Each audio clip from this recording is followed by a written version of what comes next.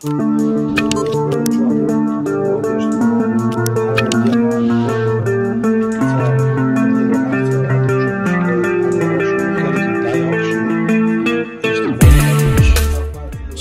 Adam Delimkanov, komandan pasukan Chechnya, mengklaim telah berhasil merebut Mariupol.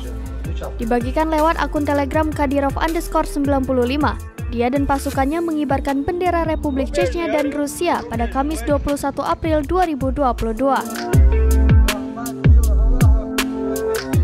Delimkanov dan pasukannya berhasil merebut semua fasilitas yang ada di kota tersebut.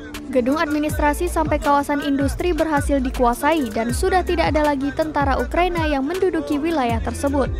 Selama invasi berlangsung, pasukan khusus Chechnya tetap mengutamakan keselamatan warga sipil. Delimkanov berterima kasih kepada semua prajurit yang telah berjuang. Dia juga memberikan semangat kepada para pejuang lain yang masih bertempur di garis terdepan.